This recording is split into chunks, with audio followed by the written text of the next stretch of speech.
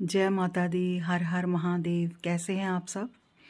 तो आज हम बात करेंगे, जो मैंने एक पहले वीडियो डाली थी, क्या वैष्णो देवी एक शक्तिपीठ है, उसका दूसरा पार्ट लेके मैं आपके सामने हूँ। तो ठीक है, हम बात शुरू करते हैं। जैसा कि आप सब जानते हैं कि यहाँ तक तो आप सब जानते हैं कि वैष्णो देवी की खोज 700 साल पहले की गई, श्रीधर पंडित के द्वारा की गई। माँ के भगत हुए, वो सारी कहानी आप जानते हैं। भैरव जी के बारे में, कैसे उन्होंने माँ को पाया, कैसे गुफाओं की खोज हुई, ये सब जानते हैं। ठीक है, अब क्या यहीं तक माँ का इतिहास है? नहीं, माँ का इतिहास यहाँ तक ही नहीं है, इससे पहले का है। यानी ये इतिहास जो है, ये महाभारत काल का है। क्या आप ये जानते थे? ये महाभारत काल में ही ये जो गुफाएं हैं, ये जो माँ की त्रिकूट की पहाड़ियाँ हैं, इसके बारे में जो है वो लिखा गया है। और जैसे जब पांडव और कौरव के दौरान जो अपना युद्ध हुआ था, कौरव पांडव के टाइम में, महाभारत काल का जो कुरुक्षेत्र में युद्ध हुआ था, उस युद्ध में जो है श्री कृष्ण भगवान ने अर्जुन से कहा था कि हे अर्जुन, तुम माँ से प्रार्थना करो, जीत की प्रार्थना करो, माँ से आशीर्वाद लो। तो फिर अर्जुन ने वहीं कुरुक्षेत्र के मैदान में जो है वो देवी माँ का जो है वो ध्यान किया था। तो देवी माँ का ध्यान किया था, तो उन्होंने माँ को संबोधन इस प्रकार से किया था कि जम्बू कंटक चितयाशु नित्यम सन्निहित लये, कहकर माँ का संबोधन किया था।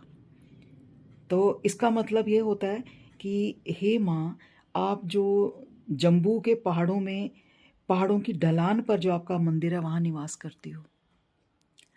तो आप देखें, जैसे हथी मत्था से हम नीचे जब जाते हैं तो ढलान आती है, तो उसके बाद ही मंदिर आता है। तो ये महाभारत काल में ज्ञात था। भगवान कृष्ण ने स्वयं कहा था अर्जुन को ध्यान लगाने के लिए। तो ये उन्होंने जब माँ का ऐसे संबोधन किया, और इसका मतलब क्या होता है? यही होता है कि जम्बू द्वीप, हाँ, जम्मू को जम्बू कहा गया था उस समय। तो ये बात भी देखो यहाँ प्रमाणित होती है कि कलयुग में जो राजा हुआ उसका नाम था जम्बू लोचन, तो उसी के नाम से शहर का नाम पड़ा जम्मू। जम्बू जम्बू करके जम्मू पड़ गया।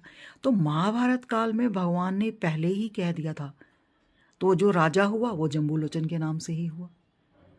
तो आप देखिए, आप मिलाप करिए इन बातों का।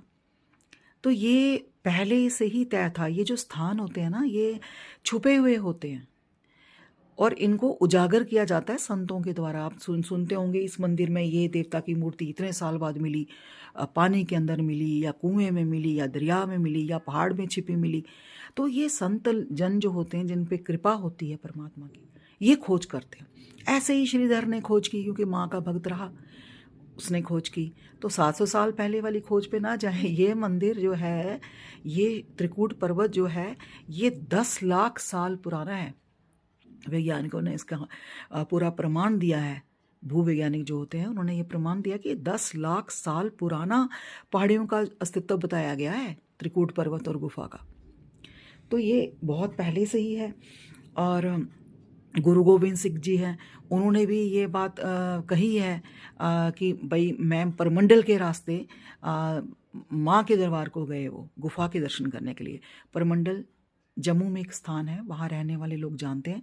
वो भी एक बहुत प्राचीन स्थल है, बहुत पुराना। मेरी एक वीडियो भी है उसके बारे में, जहाँ नीचे गंगा, पार्वती के रूप में गंगा मैया बहती हैं, रेतीला मैदान है। वो मैंने एक छोटी सी एक शॉर्ट वीडियो डाली है, आप देख सकते हैं। तो वहाँ से गुरु गोविंद सिंह जी दर्शन करके गुफा की ओर गए माँ की। तो ये बहुत पुराना इतिहास है इस गुफा का, माँ के मंदिर का, वैष्णो देवी धाम का। तो जब यहाँ से बात, फिर हम वहीं जाते हैं कौरव पांडव की तरफ। तो जब उनकी जीत हुई, तो जीत होने के बाद माँ की आप जो आशीर्वाद उनको मिला था जीत का, कृतज्ञता प्रकट करने के लिए, आभार प्रकट करने के लिए, उन्होंने जम्मू में सबसे पहला दर्शन स्थान जो आता है जम्मू में, कोल कंडोली, वहाँ मंदिर का निर्माण किया। और उसकी जो शैली आप देखेंगे, जो लोग वहाँ गए हैं जानते होंगे कि वो पूरा मंदिर जो है प्राचीन शैली में बना है। कौरव पांडवों ने वहाँ क्षमा चाहती हूँ, वहाँ पे पांडवों ने जो मंदिर का निर्माण करवाया। अब कई बार तो कहते हैं अज्ञातवास के दौरान, लेकिन नहीं, वो ऐसा वर्णन आया कि वो माँ का आभार प्रकट करने के लिए पहला मंदिर वहाँ पे बनाया गया कोल कंडोली में। अब कोल कंडोली में माँ का स्थान तो पहले से था, क्योंकि वहाँ पे एक बरगद का पेड़ है जहाँ पे माँ नित्य अपने सखियों के साथ झूला झूलती थी। और माँ की जो आयु की अवस्था थी 5-6 साल की रही होगी, तो कन्या रूप में माँ वहाँ पे झूला झूलती थी। और कोल कंडोली का नाम ऐसे पड़ा कि माँ के पास कोल, कोल यानी एक कोली, कोल एक पात्र, कंडोली, कोली ऐसे करके एक पात्र था, उसमें माँ दुग्ध का पान करती थी या कुछ खाया करती थी। तो इसलिए वहाँ का नाम कोल कंडोली, वो गोल था, गोल कंडोली को कोल कंडोली के नाम से वो फिर बाद में वो प्रचलित हो गया नाम। तो वो कोल कंडोली मंदिर का नाम पड़ा। और वो वृक्ष आज भी वहाँ है जिसमें माँ झूला झूलती थी अपने सखियों के साथ। तो वहीं पे मंदिर का निर्माण किया था पांडवों ने। तो आज बड़ी मान्यता है उस मंदिर की। और जब आप जम्मू से निकलते हैं तो सबसे पहले दर्शन जो है वो नगरोटा में ये मंदिर है। यानी आप जम्मू से निकले, पहला नगरोटा आपका पड़ाव आएगा, दाएं हाथ में माँ का मंदिर है। मान्यता है वहाँ पहले दर्शन करके ही आगे प्रस्थान करना चाहिए। तो वहाँ पे उस मंदिर के दर्शन होते हैं। बहुत सुंदर मंदिर है, बहुत मान्यता है। जिनके बच्चे नहीं होते और जब बच्चे हो जाते हैं तो वहाँ जो पेड़ है उसे अपना छोटे छोटे झूले लोग ऐसे काष्ठ के बना के वहाँ हैंग करते हैं, चढ़ाते हैं मंदिर में, पेड़ के साथ बांधते हैं इनफैक्ट। तो ये मंदिर की वहाँ पे ये कहानी है। तो ये महाभारत काल से जुड़ा हुआ है वैष्णो देवी धाम। तो आज का नहीं है ये स्थान बहुत प्राचीन है। अब वो खोज उसकी बाद में हुई है। तो अब जैसे ये कहते हैं कि ये एक शक्तिपीठ है या नहीं, तो अब वैसे इतिहासकार तो ये कहते हैं कि वहाँ पे माँ का कपाल गिरा था, माँ की खोपड़ी गिरी थी।